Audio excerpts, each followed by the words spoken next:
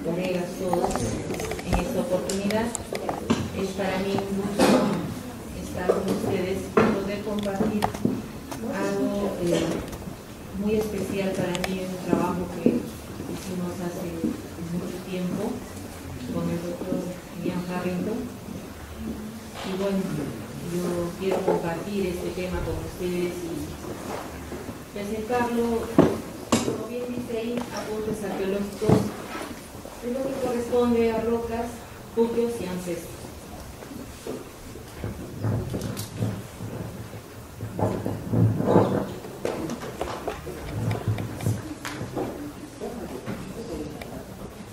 Creo que así voy a estar más cómoda. Bueno, lo que he querido traer ahora es el tema de buqueos, rocas y ancestros, en el sentido de cómo nosotros hemos ido trabajando, haciendo una serie de registros en diversos sitios y a partir de eso elaborar un planteamiento, una idea, ¿no? Lo que vamos a tratar ahora es el concepto del origen del mundo y el origen de las personas en el mundo mágico, en el mundo andino. Bien, en el mundo andino nosotros hemos encontrado dentro de lo que es los datos etnológicos, los datos cronísticos, en la documentación histórica, sobre anotaciones de cómo es que se da el origen mítico o el origen de los hombres acá en el mundo andino. Lo que nos han planteado y nos indica este dato cronístico es sobre el origen mítico de los hombres andinos. Y este origen mítico nos basa y nos hace conocer una historia bastante conocida por todos, que es el tema de el origen sobre la pareja mítica de Manco Cápac y Mama Oglio, que salen de las espumas del lago Titicaca. Una historia bastante especial, pero también haciendo un análisis, no es nada diferente a las historias míticas que se tienen en Europa, por ejemplo, en el caso de Grecia, ¿no? La otra historia especial es la historia de los 4 hermanos Aya, que también es bastante conocida por ustedes, y que esta tiene una situación especial y más particular en el tema de cómo nosotros, en la zona de Cusco, cómo hemos ido desarrollándonos y cómo nos hemos originado. Bien, estos seres originarios, o estos seres que iniciaron, si cabe el término, la cultura andina o la cultura cusqueña más que nada, estarían dados o habrían sido creados, más que creados, criados por una deidad llamada Acu Contixi Huiracocha o el Pachayachachi, ¿no? En todas las crónicas que ustedes han leído siempre van a hablar del Dios criador, no del Dios creador. No es una, no es una deformación que están utilizando los cronistas, al menos en el caso de los cronistas nativos. No es porque hayan hablado mal, sino que el concepto, la acepción misma está hablando de un Dios criador, el que cría, el que da luz, el que da origen, es como un padre o como una madre que da a luz una criatura, es el criador, no es el creador.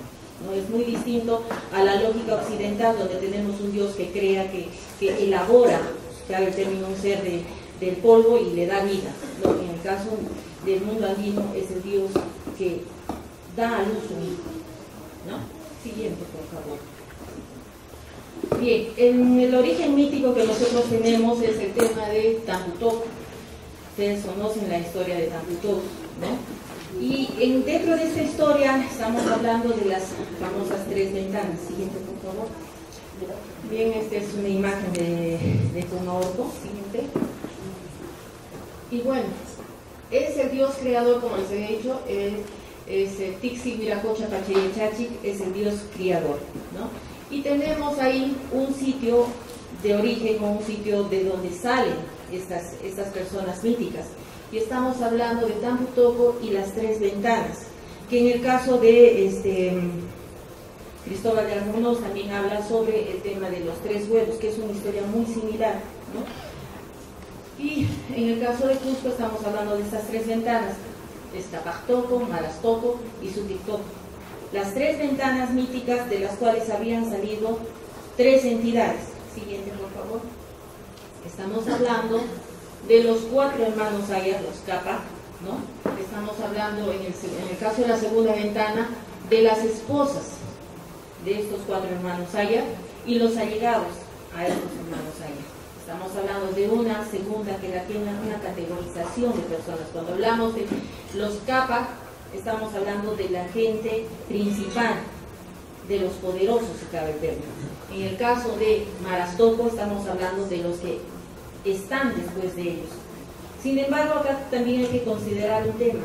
El tema de jerarquía no se está, no habría que entender en el mundo andino como una superioridad. No está viendo eso. Hay que entender siempre el tema de correspondencia o lo que llamarían la reciprocidad.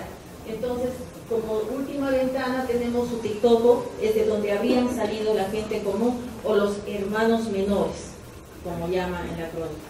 Siguiente, por favor. Y es lo que también nos ha manifestado en Santa Cruz Pachacuti, y es esta la imagen donde también nos está mostrando de cómo es que se ha dado la creación del mundo, cómo es que se ha dado esta creación del origen mítico mismo del ser andino, ¿no? Cuando nosotros revisamos las crónicas vamos a encontrar que estas crónicas nos hablan, si cabe el término, una especie, una narrativa tipo Génesis, como dice la Biblia. En la narrativa del siglo XVI se está repitiendo esta historia, si cabe el término, renacentista, en la cual se está repitiendo lo que dice la Biblia. Y están repitiendo en todas las crónicas cómo es que aparece el hombre andino. Están hablando de seres míticos que están llegando de algún lugar y generalmente están saliendo de las aguas y están siendo los que enseñan y dan toda la civilización a los hombres que, entre comillas, están a oscuras, ¿no? Entonces, esa relación siempre hay, y esta historia no deja de ser la misma. Pero sin embargo, analizando otras crónicas, sí encontramos de que sí ha existido estos cuatro hermanos. Y estos cuatro hermanos tienen, si cabe el término, la representación de cuatro tribus o de cuatro ayllus que han sido los originarios para lo que es la fundación de Cusco. Siguiente, por favor. Bueno, siguiendo con la parte mítica, el tema de los tres reinos. Dentro del mundo andino se conocen tres reinos o tres estados, tres estadios, tres momentos, tres mundos, ¿no? Estamos hablando del Canapacha, el Caipacha y el Ucupacha. Para el mundo andino, estos tres estadios o estos tres mundos son uno solo en realidad, ¿no?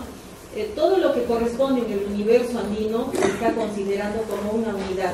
A diferencia de digamos, la cultura occidental, cuando hablamos de una unidad estamos hablando de una partícula, de un término, de un punto de partida inicial que viene a ser el inicio, y si sumamos muchas unidades vamos a considerar un total.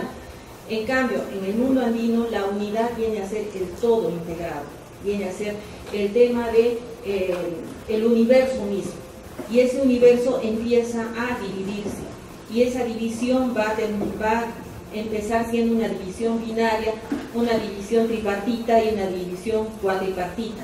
Y así sucesivamente va a ir dividiéndose, y entre las divisiones que se van dando unos estadios transicionales, los cuales van a generar, digamos, una suerte de relación entre uno y otro, ¿no? Y eso es lo que pasa con el tema de los tres reinos.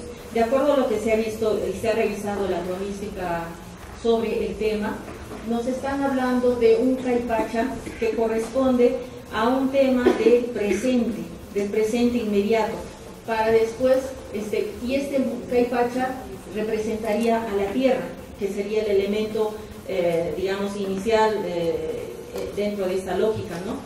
Después tenemos el Janapacha, que representaría o estaría representado por el aire. ¿no? Y ese aire estaría representando también al mundo de arriba.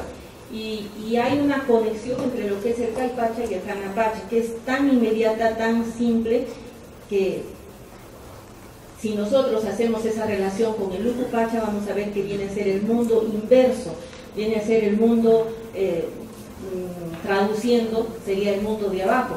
Pero este mundo de abajo en algún momento se va a invertir y va a ser el mundo de arriba. O sea, de manera tal que nosotros, si hacemos un recorrido entre lo que es el este y el oeste, vamos a tener, si cabe el término, un recorrido inicial a partir del nacimiento del sol y el término que es en el poniente, ¿no es cierto? Entonces estamos hablando de este presente. Pero una vez que el sol ingresa en el poniente y se interna, sigue su ciclo nocturno, ¿no? Y que ha sido representado por la luna, y que esto vuelve para seguir su ciclo y volver a nacer, y eso es cíclico. Entonces ese cíclico va a ir siendo estos tres mundos, ¿no? Siguiente, por favor.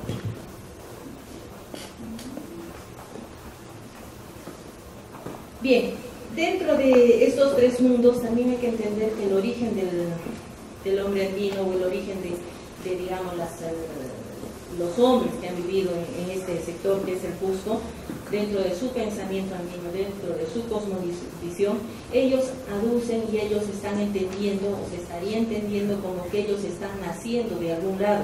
Ese nacimiento que viene a ser, ese nacimiento por parte de los dioses. También hay un pensamiento de que hay un Dios criador, ya les digo, alguien que les ha dado la vida.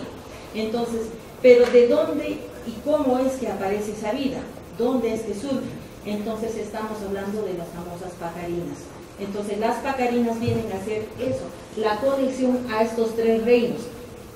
Tan de pronto tenemos el mundo real, el mundo que nosotros estamos viviendo, que es el mundo del hombre, tenemos el mundo del aire, es digamos, la bóveda celeste, y tenemos el Ucupacha, que son las entrañas de la tierra, ¿no?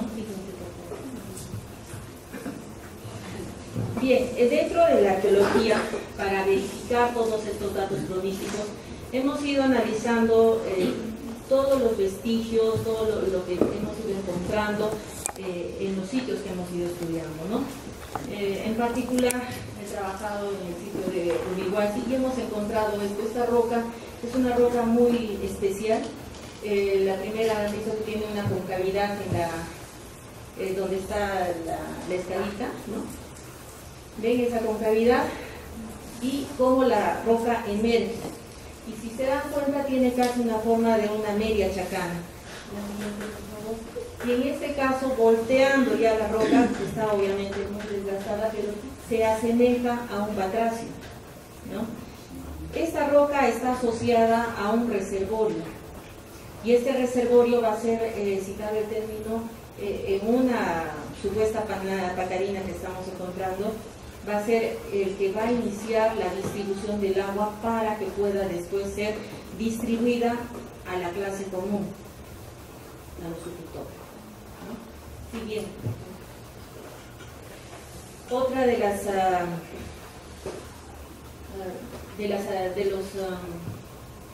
las características que tienen estos sitios es el hecho de usar los famosos macháis o las galerías subterráneas. También la conexión con el mundo de abajo. En este caso, esta es una galería subterránea o semi-subterránea en Urihuasi, que tiene esta concavidad también, la misma que hemos visto en la roca anterior, ¿no? Y que tiene una función, la función es especial también de estas concavidades. En este caso, pudo haber sido para colocar una guilla, para colocar algún ídolo, para colocar algún elemento de carácter sagrado. Este es el sitio de Inquiritambo. Igual tenemos una roca que emerge que aflora, ¿no? Es un afloramiento rocoso, el cual ha sido no adecuado. El tema no es la adecuación, sino es la utilización de estas rocas y de usarlas y captarlas para el sentido que ellos le dan a estas rocas. Son las rocas sagradas, que también tienen su galería subterránea y tiene un nicho al interior. Nuevamente, esta es la galería en Iquipango, es una galería que conecta al mundo de abajo. Similar vamos a encontrar en el caso de Kenko, que también tiene esta galería, y lo bonito de esta galería es que son adinteladas, ¿no? Bueno, acá estamos viendo el tema de la panaca de Yarmaca, ¿no? Esta es la fuente nativa, la fuente natural, ¿no? Que es la que también va a alimentar a todo este sector. Acá quiero detenerme un poco en el tema de lo que es la Pachamama y la naturaleza del Dios Criador o Dios de las entrañas. Cuando analizamos las crónicas, cuando estamos revisando la documentación, había algo que sí pues encontrábamos reincidente, era el tema de saber que todas las crónicas estaban repitiendo un poco la historia de la Biblia, ¿no? El tema de un Dios que crea, el tema de un Dios que bueno, pone y coloca un personaje especial para que pueda de repente enseñar, ¿no? Y es lo que dice la Biblia.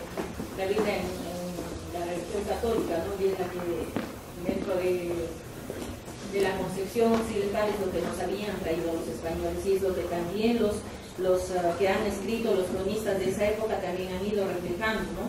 Y entonces había que analizar, en ese momento nosotros estábamos pensando en qué momento realmente los cronistas están diciendo la verdad de lo que estaba pasando acá, o cuál era la historia que realmente iba a ser la aceptable, la que había sucedido. Porque una cosa es la concepción occidental que está viviendo y otra cosa es la acepción misma y el concepto esencial que tenían los pueblos andinos. Cómo es que ellos estaban pensando y cómo es que ellos estaban entendiendo, ¿no es cierto? Había mucha contraposición ahí. Y entonces ahí es donde encontramos, y es que analizamos el término de creador y criador, ¿no? Y empezamos a también cruzar información con el tema de cómo es que están los sitios arqueológicos, cómo es que por qué se está ponderando, si cabe el término, el tema de las huacas. ¿A qué le están llamando huacas? ¿A qué le están llamando huancas? ¿Y a qué le están llamando malcas? ¿No? Entonces había ese tipo de cosas y decíamos, ¿por qué también se pretendió en el siglo XVI y XVII más que nada la famosa extirpación de idolatrías? Porque hay que recordar también un tema. Cuando antes de la llegada de los españoles tenemos a un Pachacuti que está transformando el mundo, y Pachacuti está siendo un ser o un personaje que está cambiando la lógica inca, la lógica andina. Hay que recordar también que hay una tradición religiosa en la cual está trabajando el tema de la Pachamama, la adoración a la Pachamama, el uso de las famosas chacanas, el control del tiempo mediante la Cruz del Sur. Y sin embargo tenemos un cambio con Pachacutinga y la imposición de la adoración al sol, ¿no? Entonces ya tenemos un primer cambio. Estamos hablando de unos 70 años máximo y llegan los españoles y nuevamente cambian este orden. Entonces tenemos dos momentos en los cuales está habiendo un cambio de la lógica y de la religión misma.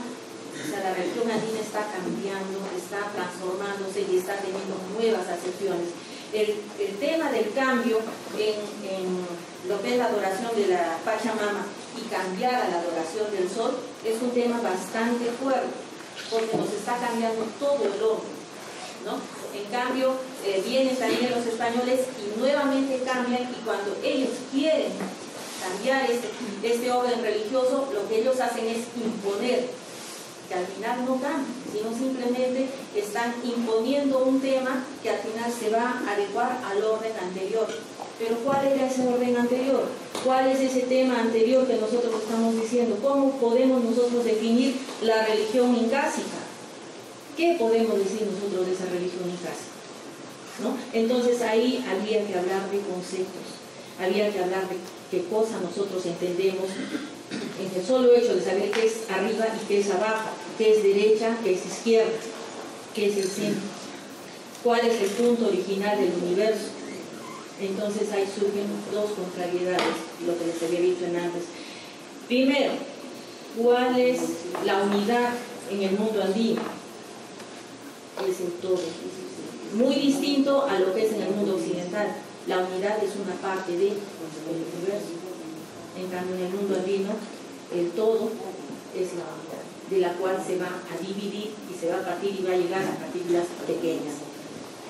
Bien, entonces, en ese sentido, es que también nosotros dijimos, entonces, si ese es el orden, si hay una inversión de cosas, si hay una diferencia de conceptos, entonces, ¿cómo es que podemos entender nosotros de los lugares de origen? ¿Cómo los podemos conceptualizar? ¿Cómo distinguir entre lo que es un acu, lo que es una pacarina y lo que es una huaca? Y más aún una huanca, que es una fuente. ¿Por qué le llaman a una fuente una huaca? Porque una roca es una huaca. ¿En qué momento le llaman huaca a una roca y en qué momento le llaman huanca a la misma roca? ¿No es cierto? Entonces, en todas esas preguntas, bueno, nosotros hemos ido distinguiendo cosas y hemos también encontrado que, bueno, sí hay lugares sagrados y estos lugares sagrados están representando a alguien, están representando a alguienes. ¿No? Siguiente, por favor. Bueno, lo que nos dice Cristóbal de Albornoz es el principal género, etcétera, y está, nos habla, quieren decir criadores. Ese fue el punto de partida de por qué nosotros empezamos a cambiar este concepto y empezamos a entender por qué el tema del criador, ¿no? Y en otra notita tenemos de Betanzos, que también nos habla de lugares de origen. Y bueno, no es el único en realidad, hay muchos cronistas más, pero quise poner estas dos citas porque son especiales. Siguiente, por favor. Nuevamente, volvemos acá a lo que es Pumaorco, y quiero que vean acá que hay estas tallas que son bastante especiales y son tallas escalonadas. El tema escalonado está bastante frecuente, al menos en lo que es la cultura inca, ¿no? Siguiente, por favor. Bueno, nuevamente con Albornoz, él nos habla de las famosas pacarinas, ¿no? O las pacariscas, y que vienen a ser los lugares de orígenes de las diferentes familias o de los diferentes clanes o grupos que habían en esta zona. Y nos habla de pacariscas o pacarinas que había en diferentes sitios y nos hace una cita, una mención de ellas.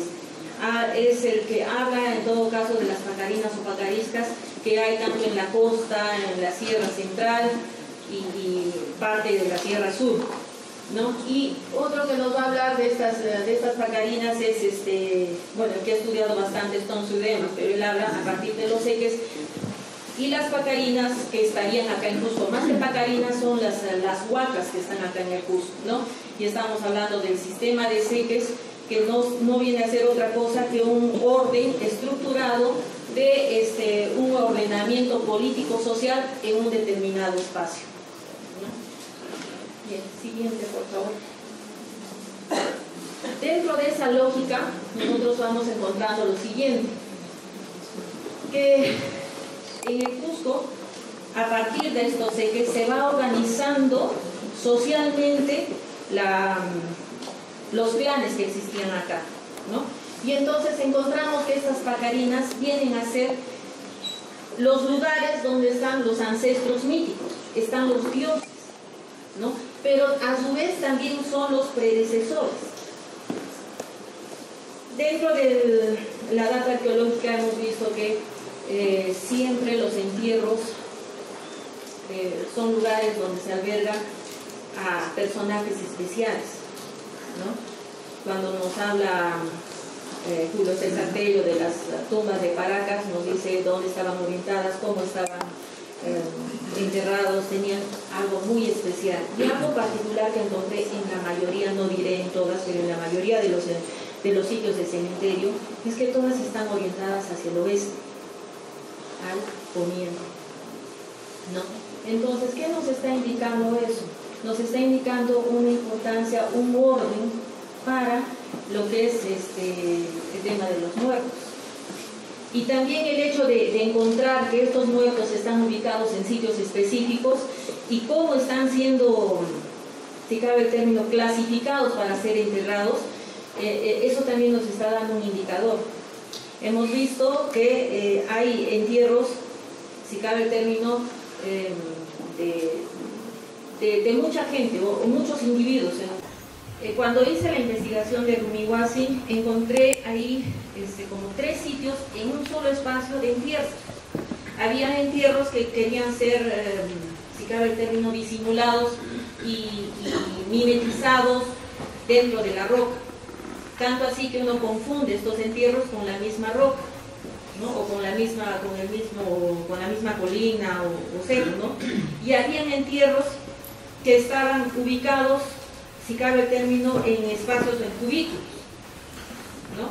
Entonces, habían 2 formas diferentes y en 2 espacios diferentes, pero en un mismo contexto. Entonces, ¿por qué esta diferencia?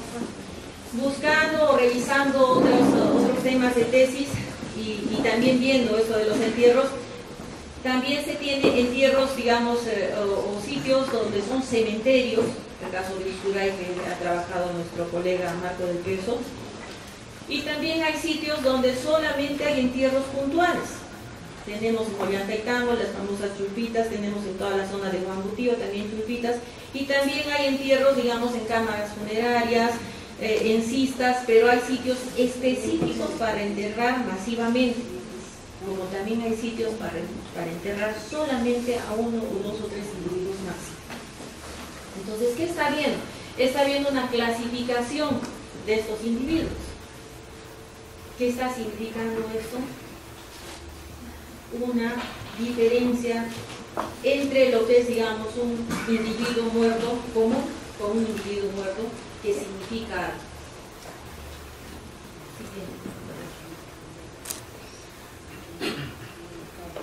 Bien, otro de los criterios que hemos utilizado también para determinar eso es el tema de la división cuatripartita, ¿no? La división de los 4 suyos.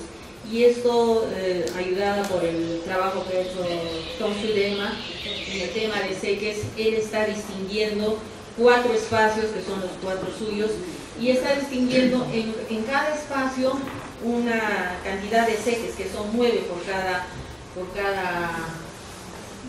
cada suyo. Solamente en el caso de Punti suyo se tiene 11. ¿Y esto por qué? Porque hay una situación, digamos, especial en el caso de división. Cada partición va a generar, digamos, un espacio transicional, o lo que llamamos los arqueólogos una etapa epigonal, ¿no? Entonces, dentro de este concepto y analizando todos los datos, es que Tom Suyema establece este tema, ¿no? Y establece la división cuatripartita, y a partir de esta división cuatripartita también la división tripartita, ¿no? Y habla de los famosos Coyana, Payán y Callao, que no es otra cosa que el mundo de arriba, el mundo presente y el mundo de abajo, ¿no? O lo que diríamos derecha, izquierda y medio, ¿no es cierto? Entonces, estos conceptos se repiten bastante en lo que es el mundo andino. Pero en este caso, lo que quería mostrar es el asunto o el tema de cómo es que se distribuyen las panacas en estos 4 suyos, ¿no? Ustedes observan, tenemos desde lo que es el Chinchay suyo, qué panacas estarían ahí, en el caso del Anti suyo, en el caso del Colla suyo y el caso del Conti suyo, ¿no? Entonces, si se dan cuenta, están distribuidos estos ejes, y cuando nos ponemos a leer a Sarmiento de Gamboa o a Cobo, vamos a ver que cada una de estos ejes están, si cabe el término, acudidos por cada una de las familias que hay en el curso, o que había en el curso de ese evento. Siguiente, por favor. Otro tema que hemos querido trabajar también en esto es el tema de los lugares de origen y tumbas de los no incas y los ejes y las huacas del Cusco después de Cobo. O sea, cómo es que Cobo lo va diciendo y cómo es que nosotros vamos a encontrar. Entonces, cruzando información con lo que dice Brian Bauer, porque él ha trabajado, ha querido reconocer también todas las huacas que nos decía Cobo. Es un trabajo bastante difícil. Yo pretendía hacerlo del Antisur y también es un trabajo bastante tedioso, ¿no? Entonces, sin embargo, valiéndonos de estos trabajos es que se ha reconocido estos temas. Y si ustedes ven en el caso de las huacas, el tipo de huaca que tenemos, el ayllu al cual están perteneciendo y tendríamos una especie de pacarina indicador de dónde sería, cuáles serían sus pacarinas, ¿no? Entonces estamos teniendo, por ejemplo, en el caso de Colcapata tenemos, sería, tenemos una roca como ídolo, ¿no?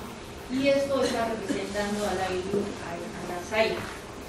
Y ahí estamos hablando, por ejemplo, de un señor transformado en roca, que lo mismo podríamos encontrar cuando hablamos de la historia de los hermanos, de los 4 hermanos Aya, que uno de ellos se queda convertido en roca antes de llegar a Guanacaste, ¿no es cierto? Entonces, en ese trabajo también nosotros hemos querido encontrar alguna estatua de un personaje humano, porque hasta ahorita en todo lo que hemos visto, al menos en los sitios que hemos recorrido o que hay dentro del dato arqueológico, encontramos sí esculturas con características humanas, caso de Tiwanaku, o con figuras felínicas antropomorfizadas, ¿no? Entonces ahí también hay que encontrar esa diferencia. En un lado está haciendo figuras antropomorfas con características, digamos, felínicas, y en el otro lado, en el caso de Chavín, está utilizándose los felinos antropomorfizados, son dos cosas distintas, ¿no? Entonces, pero no hemos encontrado personajes, digamos, o esculturas de seres humanos, salvo las que están en Pucará, ¿no? En el caso Inca no se está encontrando ese tipo de esculturas, ¿no? Pero tuvimos bueno, es una aventura de repente decirlo, pero sí nos sirvió de algo encontrar en el caso de Pumaorco algo que parecía ser pies de ser humano, ¿no?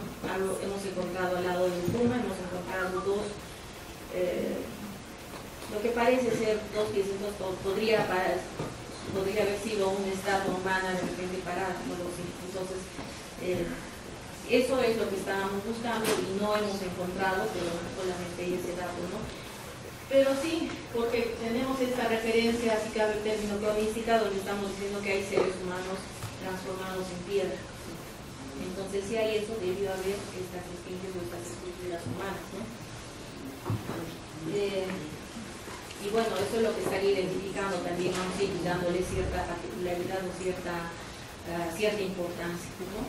Y si ustedes observan acá también en la línea del pacarina indicador, está viendo una suerte de características de cada uno de esos sitios.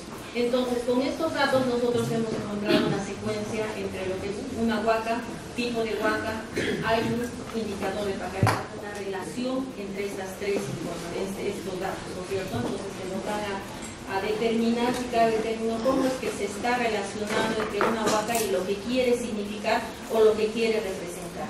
Siguiente. Nuevamente, acá tenemos este conjunto de huacas que estarían asociados al mito de origen de los incas, ¿no? Y como todos saben, se llama de Tambutó, ¿no? Bueno. También acá quiero nuevamente recordar el tema de Ayarauca, que está convertido en roca, ¿no? O el Ayarauqui también, ¿no? El ser mítico que se va volando, que se convierte en ave, ¿no? Y estamos hablando nuevamente del aire, el elemento del aire, ¿no? El Ayarutu, que es el que se convierte en roca, que es el elemento de tierra, y que queda ahí, ¿no? Es la conexión, es esa roca viva que nosotros tenemos y que, bueno, lamentablemente no hemos encontrado porque hemos ido buscando, no hemos encontrado esfinges o esculturas humanas dentro de lo que es la cultura inca. Y así, entonces, en esta secuencia nosotros estamos encontrando huaca, gobernante, clan, esa relación, ¿no? Siguiente, por favor. Y en este cuadro lo que queremos mostrar es un poco el tema de la relación que existe entre el nombre de la huaca, o sea, la denominación de la huaca, ¿no? El tipo de huaca, o sea, qué característica es, ¿no? A qué se refiere, qué tipo de huaca es, ¿no? Qué tipo de espacio, qué cosa contiene ese espacio, ¿no? Y también estamos viendo a quién supuestamente estaba dedicado, de acuerdo a lo que nos dicen las crónicas, ¿no es cierto? Por ejemplo, en el caso del Yucupagavicturo, es una pequeña colina que está dedicado a Tixi Huiracocha Pachayachacha, ¿no? Esto es importante, ¿por qué? Porque estamos hablando del Dios criador, ¿no? Bueno, la razón no la hemos encontrado, no la estamos poniendo desconocido, pero ¿qué cosa nos está dando este cuadro? Nos está dando esta relación huaca, ofrenda, huaca, saber a quién, ¿no? Siguiente. Bien, entonces dentro de eso, ya para no cansarlos en este tema, como parte de nuestra investigación nosotros dijimos entonces qué cosa es una huaca y qué cosa es una pacarista o pacarina, qué es lo que tiene que contener un sitio sagrado para que sea una pacarina, cuándo vamos a llamarnos una pacarina, cómo la vamos a reconocer. Entonces, dentro de este análisis, siguiendo un poco todos los datos y lo que habíamos encontrado en campo, es que hemos definido que podría tener estos elementos para que pueda ser una pacarina, ¿no? Y haciendo una comparación de los sitios y con los cuadros que les hemos traído, las relaciones que hemos ido encontrando entre la información que nos daban los datos, es que hemos visto que para que sea una pacarina debería de tener un machay, la contrariedad, la oquedad que conecta al mundo de abajo. Debería de tener las tumbas, pero no cualquier tumba, la tumba debe ser importante. En el caso de, por ejemplo, Kenko, en Kenko se tenía el Huayqui y se tenía también el bulto de Pachacut Inc., ¿no es cierto? Y que también ese mismo bulto se va encontrando en otros lados, los famosos Huayquis, ¿no es cierto? Entonces, pero hay, en el caso de Kenko nosotros decíamos, ¿por qué no estaba ahí el bulto descansando siempre? ¿Por qué han llevado su Huayqui a otro lado? Entonces se está viendo el tema de los clanes, porque en algún momento Morra nos habló de los famosos enclaves, ¿no? Entonces parece que políticamente este tema religioso se está manejando y se está utilizando para el tema territorial. Y bueno, en todo caso serían estas las características que debería de tener una pacarina, ¿no? Y la pacarina como concepto debería de ser los espacios de los dioses ancestros, ¿no? Siguiente. Bueno, pero ¿cuál era la importancia, digamos, de estas pacarinas y cuál era la influencia que tiene, digamos, en la población, en el manejo territorial, en el tema de político, ¿no? ¿Cómo es que los incas estaban manejando esto? Y hay una cosa muy especial que bueno, encontramos con mi compañera de tesis, amiga Ana María Yanqui, pero bueno. Nosotros encontramos en Rumihuasi algo muy especial, el manejo de aguas. El manejo de aguas está haciendo tan incidente en muchos sitios que está partiendo de un sitio especial del cual está conllevándose o se está trasladando a otro sitio especial para que a partir de ese sitio especial sea distribuido. ¿A quiénes? Al pueblo. Pero antes de eso tiene que pasar por un tema de sacralidad. El agua viene a ser, si cabe el término, el transmisor de vida, ¿no? Y ese transmisor de vida es el que va a dar toda esa producción. Entonces, hay una relación especial que encontramos en el caso de Rumihuasi, y también se está dando, Janet Cherboni habla bastante de esto, el tema de cómo se distribuyen las aguas en Cusco, por ejemplo, cómo se distribuían esas aguas. Tanto es así que el agua de Sacsayhuamán está llegando tanto a la margen derecha como a la margen izquierda del Valle del Cusco, y está repartiendo y está sirviendo para las cementeras de Cusco, ¿no? ¿Qué nos está indicando eso? Que hay una importancia muy particular en el uso del agua. O sea, no es solamente la distribución de aguas y que se pueda distribuir y que las cementeras o los sitios donde se están cultivando puedan ser atendidos, no, sino hay una distribución especial, y esa distribución especial está siendo manejada por un tema, un orden religioso, y ese tema religioso está sirviendo para, no lo quiero decir de esta manera fea, ¿no? Cuando dicen que la religión es el opio de todas las sociedades, pero sí, pues se manejó religión y se manejó política, ¿no? y eso parece que sí ha sido en la época inca, y eso lo están determinando todos los estudios que se han ido trabajando. En el caso de Rumihuasi, que es el ejemplo que voy a poner, se tiene que la captación de aguas que se tiene en Rumihuasi, esta procedía íntegramente de Tambomachay. A partir de Tambomachay se tiene una suerte de canales de distribución de aguas, que lo propio también había en Chacán, que también distribuía aguas hacia el lado, hacia la margen derecha de todo lo que es el Valle Cusco.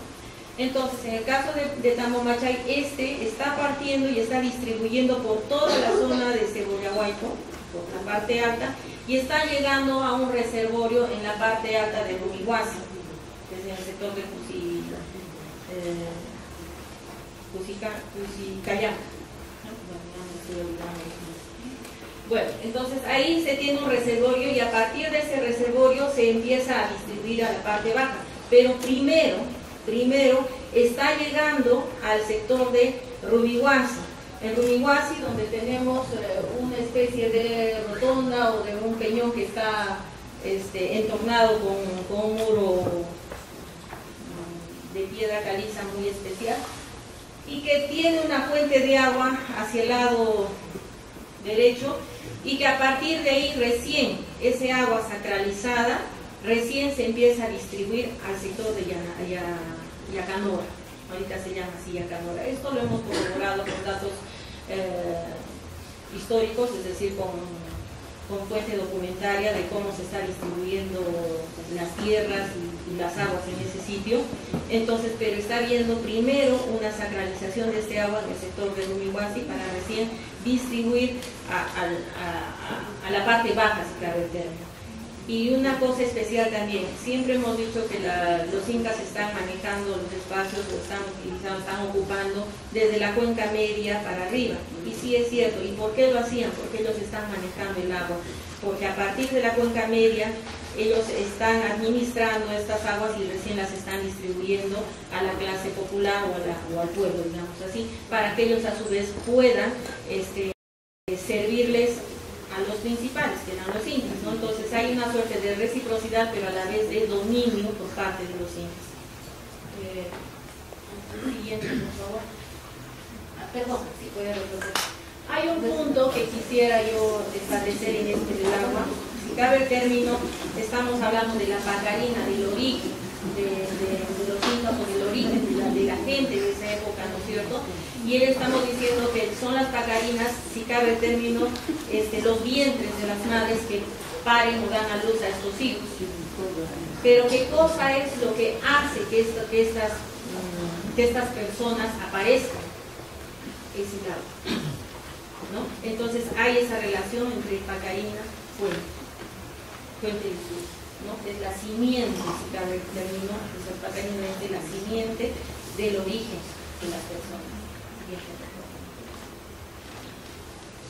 Bueno, yo le estoy llamando el factor arousal de las rocas sagradas, el entornamiento de las rocas sagradas, el tema frecuente, incidente de por qué las rocas están bordeando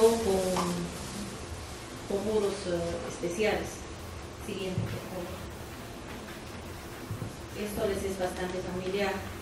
Cuando estábamos trabajando el tema de Coricancha, yo tuve la suerte de participar en este proyecto, y lo primero que me dijeron es que esta roca o este muro tenía en su interior, albergaba una roca. Fue lo que me motivó, y bueno, inclusive había la noticia, decían que ahí estaban las 13 momias incas, o por lo menos 13 bultos incas, y bueno, había una suerte de objetivo de repente de buscar en ese momento cuando se estaba haciendo estas excavaciones, estos trabajos ahí en Coricancha. Pero lo particular acá es el tema la calidad de este muro, la calidad de este espacio. Si ustedes han visto la maqueta de Coricancha, aparentemente pareciera simple. Tenemos una cancha inca con unos techos bastante elevados, y eso. Pero ¿qué significa eso? ¿Qué cosa es lo que pasa acá? ¿Qué es lo que significa esta roca entornada con este muro especial? ¿Por qué la están entornando? ¿No?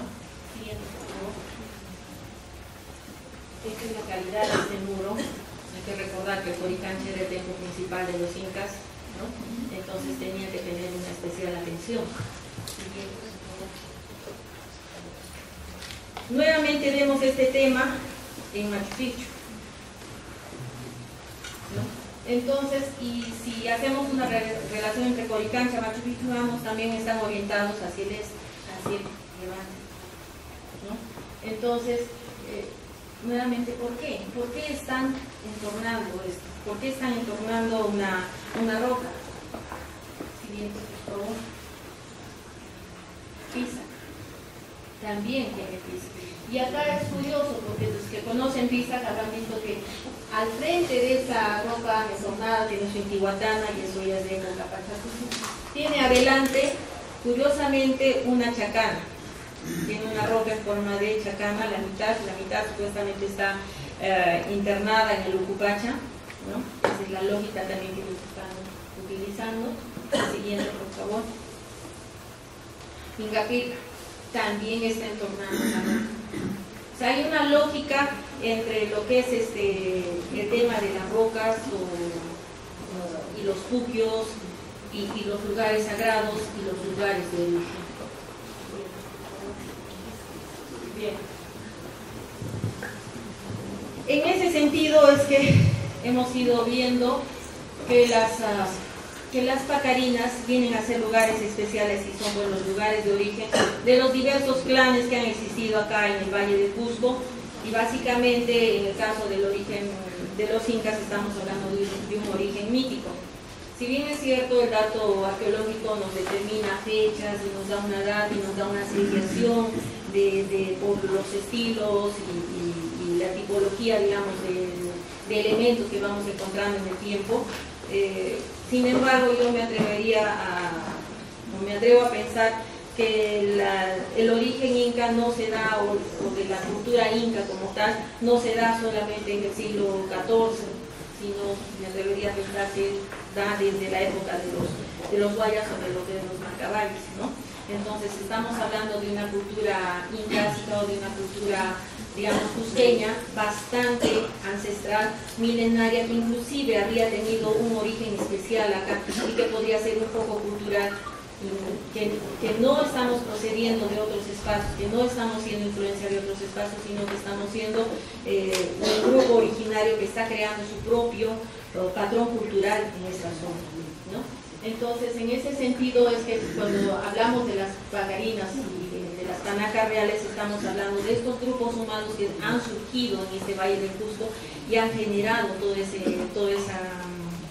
valor cultural que ahora tenemos y que llamamos Inca, ¿no? Y esto pues está en base, digamos, y esos lugares especiales, esos lugares sagrados, para que puedan ser considerados como pacarinas, tienen ciertas atribuciones especiales que van a ser características y que solamente se repiten en sitios también especiales. Siguiente, por favor. Este es el caso de Pumaorco. Bueno, no he traído la foto de eso, lo que suponemos que eran unos pies, pero está cerca a esta estructura, ¿no?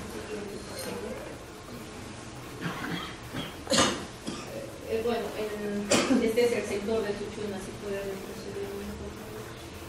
Si ustedes observan también el caso del rodadero, lo que conocemos como rodadero, también está entornado, también está,